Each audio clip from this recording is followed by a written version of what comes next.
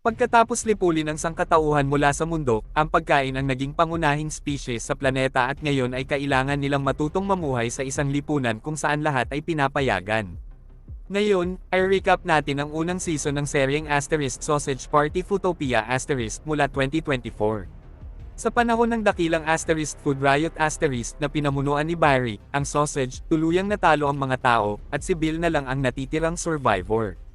Mag-isa, nilipol ni Bill ang lahat ng lata ng alak, kaya't nagpadala si Frank ng grupo ng mga spaghetti para salakayin siya. Gayunpaman, natalo ni Bill ang kanyang mga kalaban gamit ang isang paliguan ng mainit na tubig.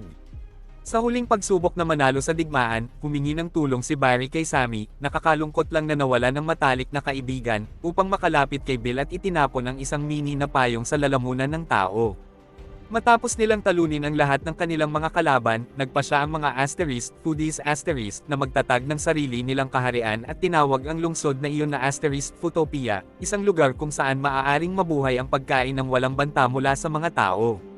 Nang hapon na iyon, nagdaos ang mga foodies ng isang party para ipagdiwang ang kanilang tagumpay, ngunit sa gitna ng kasiyahan, dumating ang mabibigat na ulap at nagsimulang matuno ang pagkain sa pagdikit sa tubig. Nagmamadali silang tumakbo sa mga kalsada upang maghanap ng silungan, at nang si Brenda ay muntik ng matamaan ng patak ng ulan, dumating sina Barry at Frank at gumamit ng plastic wrap upang protektahan siya. Sama-sama, nagmamadaling bumalik ang mga pagkain sa supermarket at marami sa kanila ang napahamak sa pagtakas. Bigla nilang narinig ang malakas na dagindong ng tubig at napagtanto nilang paparating ang baha. Sa puntong iyon, ang pagkain ay tuluyang nalunod, ngunit nagawa ni Barry at ng kanyang mga kaibigan na magtago sa loob ng pakete at inanad ng agos. Sa pagsisikap na sagipin ang mas maraming pagkain, umakyat ang sausage sa isang pakete ng merienda at iniligtas ang kanyang mga kaibigang lumulutang sa tubig. Nang makita ang pagkain na tinatangay papunta sa imburnal, ginamit ni Gum ang kanyang wheelchair upang lumapit sa pasukan at iniunat ang kanyang sarili para takpan ang daan, tinutulungan ang kanyang mga kaibigan na makarating sa bangkita. Pagkatapos mailigtas, sinubukang hilahin ni Frank si Gum para sa kaligtasan, ngunit ang katawan ni Gum ay naputol sa dalawa at hindi siya nakaligtas.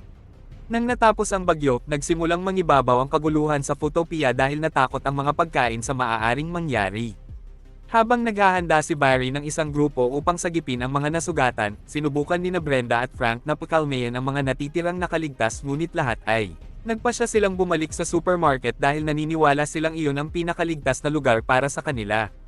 Nang mapagtanto ng mga pagkain na handa na silang isuko ang kanilang kalayaan, sinubukan ng magkasintahang sina Brenda at Frank na kumbansihin ang iba na masama ang ideyang ito, ngunit binaliwala sila ng lahat.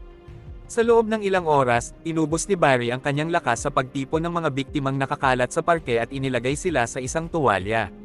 Ngunit nang pansamantala siyang lumayo upang tulungan ang isang malubhang nasugatang donut, napansin ng sausage na naglaho na ang ibang mga pagkain at natuklasan niyang hindi pa pala lubusang napuksa ang mga tao. Pagbalik sa Foodtopia, humingi si Barry ng tulong sa kanyang mga kaibigan upang isara ang sugat ng donut na nakagat at nawala ng maraming jam. Nang malaman nilang may tao pang buhay sa paligid, natuwa sina Brenda at Frank. Kahit galit sila sa mga tao, alam nilang tanging mga tao lamang ang makakapagpaliwanag kung saan nanggaling ang tubig na pumatay sa kalahati ng mga pagkain sa supermarket. Matapos ang bagyo, nagpasya ang mga pagkain na bumalik sa mga stand kahit nawasak na ang lugar at maaaring gumuho ang bubong anumang oras. Upang maiwasang madurog ang kanyang mga kaibigan, kailangan ni Barry na hanapin ang taong iyon at siniguro niya na sa oras na makuha niya ang kasagutan, tatapusin niya ito gamit ang kanyang sariling mga kamay. Sa tulong ni Brenda at Frank, gumawa si Barry ng bangka upang hanapin ang tao, at sinundan ng grupo ang mga bakas sa pampang ng ilog upang hanapin siya. Pagkatapos ng ilang oras ng pagsunod sa mga yapok at mga bakas ng pagkain, natagpuan nila siya sa gitna ng kagubatan katabi ng isang kahon na puno ng pagkain. Kaagad na nagtapon si Brenda ng bath salts bomb upang makausap nila ang tao, at habang pinalalayan ni Barry ang mga bihag, sinubukang kumuha ng impormasyon si Frank tungkol sa bagyo. Nang tanungin kung sino ang nagpapabagsak ng tubig mula sa langit, nalito si Richie at sinubukang depensahan ang sarili sa atake. Nang mapansin ni Barry na nanganganib ang kanyang mga kaibigan, kumuha siya ng kutsilyo upang putulin ang litid ng kanyang kalaban, at nahulog si Richie sa apoy. Makalipas ang ilang minuto, ang dalawa niyang kaibigan. Dumating ang dalawang kaibigan sa kampo at agad ding inatake, pero kinuha nila ang kanilang mga sandata upang ipagtanggol ang sarili. Habang inaatake ni Donnie ang mga pagkain gamit ang kanyang palakol, natakot si Jack at nagtago sa mga damo. Pumasok si Barry sa pantalon ng lalaki at sinimulan itong kontrolin. Wala nang kontrol sa kanyang katawan, malupit na sinaktan ni Jack ang kanyang kaibigan, at sinubukan ni Donnie na unawain ang nangyayari. Upang hindi mapuksa, napilitang atakihin ni Donnie ang kanyang kasama at sinubukan siyang hampasin ng palakol, ngunit siya mismo ang natama ng talim at hindi nakaligtas. Nang makita ang pagkamatay ng dalawang kaibigan, napagtanto ni Jack na hindi niya kaya ang mga kalaban mag-isa kaya nagpasya siyang makipagtulungan sa kanila. Samantala, sa supermarket, nagsimulang gumuho ang kisame at bumagsak ang mga estan sa ibabaw ng mga pagkain. Nang mapansin nilang bumabagsak ang gusali, sinubukan nilang tumakbo palabas, ngunit naharang sila ng isang higanteng orasan kaya't napilitang manatili sa loob. Biglang dumating si Jack at, sa ilalim ng utos ni Barry, binuksan ang daan para makatakas ang mga pagkain. Kahit na bumabagsak na ang bubong, tumanggi ang mga nakaligtas na lumabas dahil takot sila sa tubig na bumabagsak mula sa langit. Sa pagtatangkang pakalmayan sila, sinabi ni Jack na ang ulan ay dumarating lamang kapag may madilim na ulap. Dahil maliwanag at maaraw ang kalangitan, walang panganib ng bagyo. Nang marinig ito, nagkaroon ng tiwala ang mga pagkain na lisanin ang tindahan, at agad na gumuho ang supermarket matapos silang makalabas. Ngayon naligtas na muli ang kanyang mga kaibigan, nagsimulang mag-isip si Barry ng paraan upang tuluyan ng alisin ang tao. Iminungkahi ni Sammy na gumawa ng isang palabas para mapuksa ito sa harap ng lahat. Habang naghahanap ng matitirahan ng mga pagkain, nagpasya rin si Brenda na maghanap ng tahanan at inanyayahan si Frank na tumira sa isang bahay puno kasama niya. Habang nagdiriwang ang magkasintahan sa kanilang bagong tirahan, ang ibang mga pagkain ay nag-uunahang pumili ng kanilang tahanan dahil kulang ang mga establishmento sa lungsod para sa bawat isa sa kanila. Kinaumagahan ay sinimulan ni Barry ang paghahanda para sa isang musikang piyesta kung saan iaalay si Jack. Habang sinasami at ang kanyang pangkat ng mga hurado ay pumipili ng mga kalahok na magtatanghal, kinain si Vasco ng isang ibon kaya't napilitang magtakbuhan ang lahat ng pagkain upang hindi sila ang susunod na mabiktima. Nang makita ang kanyang mga kaibigang nilalamon, nagdesisyon si Barry na kumilos at ginamit ang isang antena ng radyo bilang lunsaran upang maabot ang uwak. Gayunpaman, hindi nagtagal at natomba ang sausage kaya't nagpasya sina Brenda at Frank na humingi ng tulong sa tao kapalit ng tubig upang mapawi ang kanyang uhaw. Ipinakita ni Jack kung paano takutin ang ibon at nagtayo ang mga pagkain ng isang panakot para maitaboy ito. Nang mapagtanto nilang epektibo ang plano ng tao, napaisip ang magkasintahan na baka hindi magandang ideya na patayin si Jack dahil maaaring kailanganin nila ang kanyang tulong sa hinaharap. Ngunit tumangging pagbigyan ni Barry ang kanilang kaaway at nagbuhos ng gasolina sa entablado upang sunugin ito sa gitna ng palabas. Upang maiwasan na mapuksa ang kanilang tanging pinagmumulan ng impormasyon, nagdesisyon sina Frank at Brenda na palitan si Jack ng isa pang katawan ng tao upang walang makapansin sa pagkawala ng lalaki. Sa pagtatapos ng musikang piyesta, sinindihan ni Barry ang pasporo upang sunugin ang lubid na papunta sa entablado kung saan nakatali si Jack. Nang mapansin ni Brenda na malapit ng lumunin ng apoy ang entablado, nagbuhos siya ng kaunting lupa upang patayin ito. Ilang minuto ang nakalipas, napagtanto ni Barry ang nangyari at nagmamadaling muling sindihan ang apoy kaya't kailangang tumakbo ni Brenda upang palayain si Jack habang inilalagay ni Frank ang ibang tao sa kanyang lugar. Sumiklab ang entabladong kahoy, at nagniningning ang mga mata ni Barry habang nakikita niyang tuluyang nalipol ang isa pang tao. Samantala, dinala ng magkasintahang sina Frank at Brenda si Jack sa bahay sa puno at itinali siya upang hindi makatakas. Dahil ilang oras na siyang hindi nakakain, sinabi ng lalaki na nagugutom na siya kaya't kailangang humanap ng paraan sina Frank at Brenda upang pakainin siya ng hindi inilalagay sa panganib ang kanilang mga kaibigan.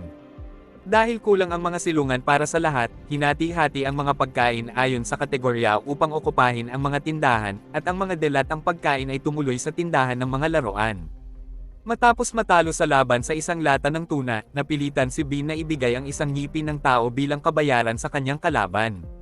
Biglang dumating si Julius at nagpahayag ng pagnanais na bilhin ang lugar. Inalok ng Orange si Julius ng 17 ngipin bilang bayad at agad na tinanggap ng mga delat ang pagkain ang alok na nagbigay sa kanya ng buong tindahan. Di nagtagal, naging pinakamahalagang pera ang mga ngipin sa foodpia at nagsimula ang mga pagkain na mag-agawan para maagaw ang mga ito sa isa't isa. Dahil may tao silang kailangang pakainin, kailangang mag-isip sina Frank at Brenda ng solusyon upang hindi magutom si Jack nang hindi nagsasakripisyo ng kahit sino sa kanilang mga kaibigan. Kaya, inialok nila kay Jack ang laman ng tao nang hindi ipinaalam kay Barry. Upang mailihis ang atensyon ni Barry, binigyan siya ni Frank ng misyon bilang tagapamahala ng bayan upang pigilan ang pagnanakaw ng mga ngipin. Habang abala ang sausage sa kanyang gawain, dinala ng magkasintahan ang paa ng tao sa bahay sa puno, ngunit una itong tinanggihan ni Jack. Hapon na nang magtipon si Barry ng isang pangkat ng mga pulis na inatas ang magpanatili ng kaayusan sa lungsod at magsiyasat ng lahat ng krimen. Matapos mahuli ang mga magnanakaw, dinala sila ni Barry at ng kanyang pangkat sa food court para litisin ang mga kriminal. Nang mapansin ni Brenda ang mga pagkaing inakusahan ng pagnanakaw ng ngipin, nadiskubre niyang may pattern ang mga ito at natuklasan niya na ang lahat ng magnanakaw ay gumawa ng kanilang krimen upang makabayad. Pagdating sa usapang kaligtasan, ang katotohanan ay namonopolyo na ni Julius ang lahat ng freezer sa lungsod, kaya kung gusto ng mga residente na magpalamig, kailangan nilang magbayad sa kanya ng isang ngipin. Kung hindi, sila'y magdurusa sa init. Sa loob ng ilang oras ng kalayaan, nahati ang mga pagkain sa iba't ibang antas ng lipunan, at ang pinakamahihirap ay naninirahan sa labas ng lungsod ng walang tulong. Sa pagsisikap na solusyonan ito, pinasok nina Brenda at Frank ang palabas ni Sammy, na ngayon ay naging sikat na komedyante, upang maghatid ng mensahe sa mga residente. Inihayag ng magkasintahan na ang mga pagkain na may pinakamaraming ngipin ay dapat ibahagi ito sa iba pang pagkain upang lahat ay makaranas ng komportableng buhay. Ngunit nang marinig ito, tumutol si Julius sa ideya at nagmungkahi ng isang botohan upang pumili ng kinatawa na mamumuno sa kanila sa Footopia. Agad na pumayag ang mga residente sa ideya, at sinabi ni Sammy na gaganapin ang botohan sa kanyang susunod na palabas. Nang mapagtanto ni Frank ang sitwasyong kinasangkutan nila, naisip niyang tumakbo bilang kandidato at inihanda ang kanyang talumpati.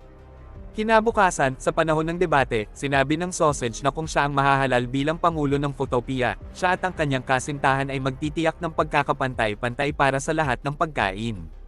Ngunit habang nagsasalita ang magkasintahan, sila'y dinakip dahil binayaran ni Julius ang mga pulis upang tulungan siyang manalo sa eleksyon. Nang alisin ang kanyang mga kalaban sa entablado, kinuha ni Julius ang mikropono at sinimulan ang kanyang talumpati ng panlilinlang. Ipinangako niyang gagamitin ang kanyang yaman upang magbigay ng trabaho para sa lahat ng residente ng lungsod.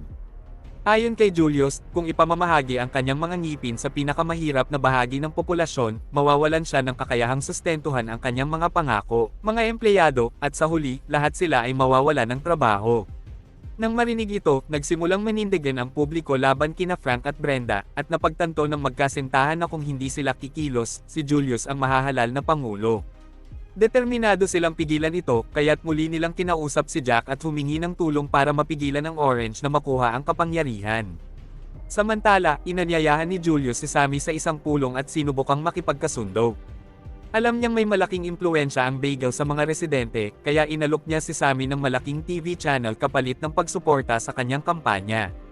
Dahil matagal nang pinapangarap ni Sammy ang kasikatan, hindi niya natanggihan ang alok at nagtaksil sa mga kaibigan upang sumapi sa partido ni Julius. Nang matuklasan ni Frank na pinagtaksilan siya ng isa sa kanyang matalik na kaibigan, galit na galit siya at hinarap ang Bagel para humingi ng paliwanag. Ngunit pinutol ni Julius ang pagtatalo at binigyan si Sammy ng kotse bilang pasasalamat sa mahusay nitong trabaho. Sa desperasyong baguhin ang sitwasyon, muli niyang nilapitan ang tao para humingi ng payo kung paano magsagawa ng isang pagnanakaw. Kinagabihan, nagbihis si Frank bilang isang patatas, ninakaw ang isa sa mga larwang kotse ng dealer, at ninakawan ang isang ligtas na puno ng ngipin para sa kanyang kampanya. Matapos ang krimen, hinabol si Frank ng mga kotse at nagmamaneho siya ng walang direksyon sa buong lungsod upang iligaw ang mga pulis. Ilang minuto pagkatapos, sa pagtahak sa isang matalim na kurbada, nagdulot siya ng aksidente at nakalayo mula sa mga kotse. Gayunpaman, dumating si Barry upang guluhin ang kanyang mga plano at hinabol ang patatas, hindi alam na ang kanyang matalik na kaibigan ang tunay na magnanakaw. Habang sinusubukang takasan siya, nabangga ni Frank ang sasakyan sa gilid ng isang fountain, at si Barry ay tumilapon sa tubig. Sa sandaling iyon, nagmaneho ang sausage papunta sa treehouse at sinorpresa si Brenda sa dami ng ninakaw na mga ngipin. Ngunit hindi natuwa si Brenda sa nalaman na naging kriminal ang kanyang kasintahan at sinisi si Jack sa pag-impluwensya kay Frank sa desisyong ito. Nang hinayang siya na iniligtas nila ang buhay ng tao at kinuha ang stiletto upang wakasan ito, ngunit nagdesisyon ang sausage na protektahan ang bago niyang kaibigan. Nang makita ito ni Brenda, nadismaya siya ng husto at iniwan si Frank. Kinabukasan, dinala ang lahat ng patatas sa istasyon ng pulis para tanungin, ngunit nagsimulang maghinala si Barry na baka ang kaibigan niya ang tunay na may kagagawan sa krimen. Habang si Frank ay humihingi ng tulong kay Jack sa pag-practice ng kanyang bagong talumpati, binisita naman ni Brenda ang mga residente sa labas ng lungsod upang mangampanya at nangakong tutulong sa kanilang makabuo ng isang mundong walang pagkakaiba sa uri ng lipunan, kung saan lahat ay may akses sa kinakailangang mga yaman. Biglang lumapit si Barry at tinanong si Brenda kung nasaan si Frank. Hindi nila alam na mas lumalalim ang pagkakaibigan ng sausage at ng kanyang anong preso. Ginamit ni Frank ang stiletto ni Brenda upang palayain si Jack. Sa unang mga minuto ng pagtatanong, inamin ni Brenda kay Barry na pinalitan niya ang katawan ni Jack ng isa ng araw ng konsyerto at humingi ng tawad sa kanya sa pagsisinungaling.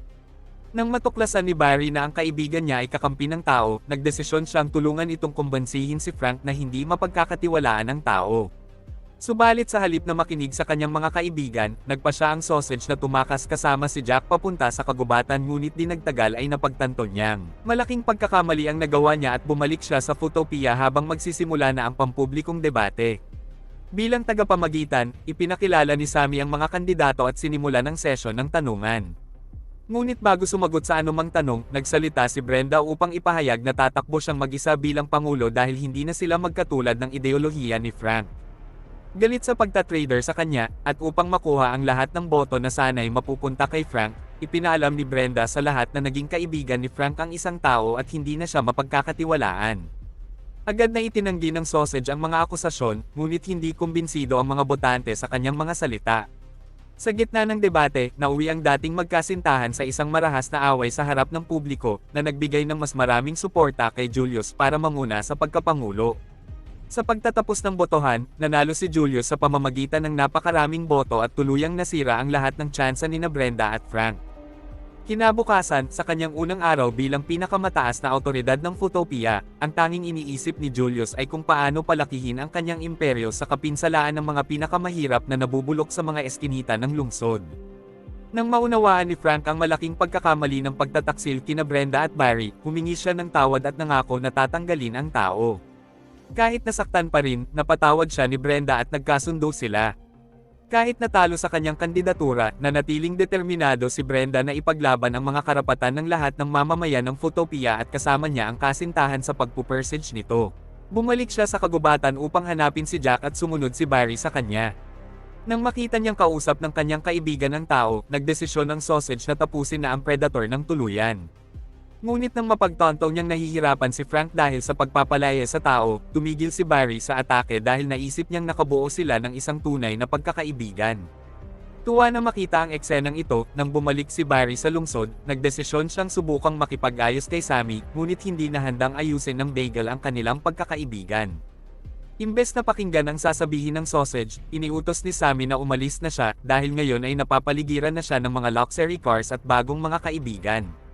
Samantala, si Brenda ay pumasok sa isang air duct upang makarating sa silid ni Julius at natuklasan niyang ang presidente ay naging bihag. Ipinahayag ni Julius na siya ay kinokontrol ng isang maliit na butil ng bigas na tumulong sa kanya upang makuha ang pagkapangulo at maghayganti sa lahat ng naninirahan sa Footopia.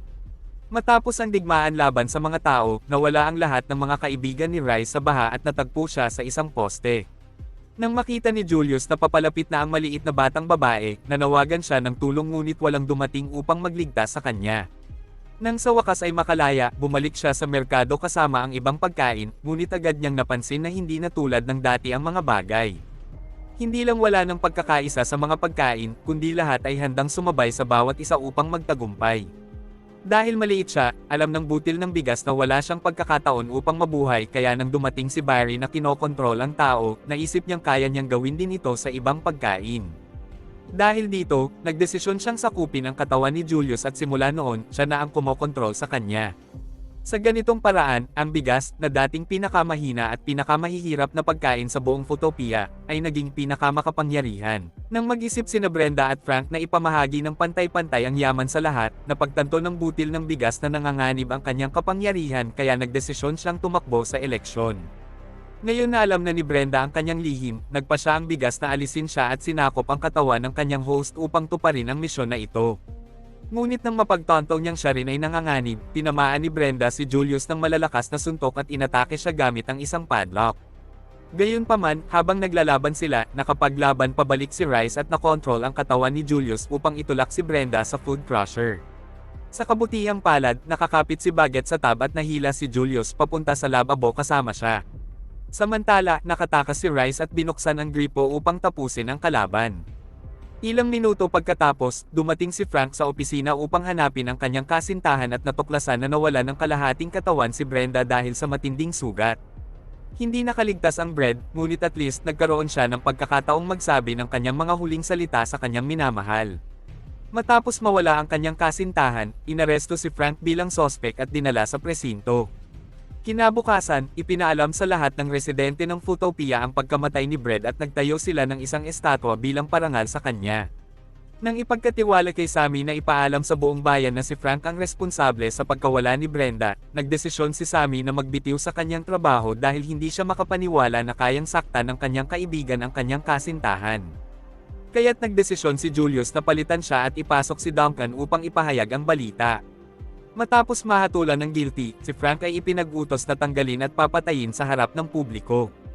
Pagkakataon na lang, nakita ni Sammy si Barry sa masa at nilapitan siya upang subukang makipag-ayos. Magkasama nilang binisita ang huling pagkakataon. Habang nasa bilangguan ang kanilang kaibigan at ipinapalagay nilang hindi kayang patayin ni Frank si Brenda, nagpasya si Barry na maghanap ng ebidensya upang patunayan ang pagiging inosente ni Frank. Nakatagpo siya ng isang kulubat na sausage na nagkwento na na-video niya si Brenda ilang minuto bago siya mawala. Sa pamamagitan ng video, natuklasan ni Barry na si Julius pala ang umatake kay Brad, habang siya ay kinokontrol ni Rice. Matapos makuha ang lahat ng ebidensya na kailangan nila, nagdesisyon ang dalawang magkaibigan na gamitin ang cellphone at pasukin ang electronic store upang ipalabas ang mga imahe sa buong bayan. Mukhang imposibleng misyon para kay Bagel at Sausage, kaya nagdesisyon si Barry na humingi ng tulong kay Jack. Nang malaman niyang malapit nang ipatupad ang pagpatay sa kanya, agad na nag-alok si Jack ng tulong upang mailigtas siya at bumalik sa Footopia. Sa harap ng lahat ng residente, inutusan ni Julius ang mga pulis na sindihan ng grill upang i-roast ang kriminal. Samantala, tinulungan ni Jack si Sammy at Barry na pasukin ang electronic store at i-post ang video na magpapatunay kung sino ang tunay na kriminal. Nang matanggal ang maskara, galit na galit si Rice at itinomba ang canned goods tower, habang si Frank ay nahulog sa uling habang sinusubukan ng sausage na makalabas mula sa grill. Bumangon ang sausage at tinulungan ng ibang pagkain si Barry na itumba ang grill, at nakaligtas si Frank kahit pa nasaktan sa mga paso. Pagkatapos, tinugis ni Barry si Rice at tumakas si Julius upang makaiwas sa pagkahuli. Gayunpaman, nahabol ng sausage si Julius at nahuli ang malas na butil ng bigas na siyang responsable sa lahat ng kaguluhan. Galit na galit si Barry at gustong durugan si Rice, pero alam ni Frank na hindi ito ang nais ng kanyang kasintahan, kaya nagdesisyon siyang patawarin siya. Hinimok ni Frank ang lahat ng residente na maging mas nagkakaisa upang makapagtayo ng isang mas maganda at makatarungang lungsod para sa lahat dahil iyon ang layunin ni Brenda. Sa mga sandaling iyon, dumating ang uwak at nahuli ang butil ng bigas na nagkaroon ng katapusan na nararapat sa kanya. Ngayon gabi, nagbalik si Frank mag-isa sa The Treehouse at nagsimulang mag-isip ng solusyon upang maibalik sa tamang landas ang Footopia dahil magkakaroon na ng bagong eleksyon. Sa tulong ni Jack, nagsimula ang sausage ng isang matinding pagkuha ng liderato at kinuha ang kapangyarihan ng hindi dumaan sa halalan. Sa ganitong paraan, naniniwala siyang makakalikha siya ng isang mas makatarungang lipunan at sa wakas ay matutupad ang malaking pangarap ng kanyang minamahal. Kaya, ano ang masasabi mo sa seryeng ito? Iwan mo lang ang iyong opinyon sa mga komento sa ibaba, at kung nagustuhan mo ang video, mag-like at mag-subscribe para sa mas maraming series recaps. Hanggang sa muli!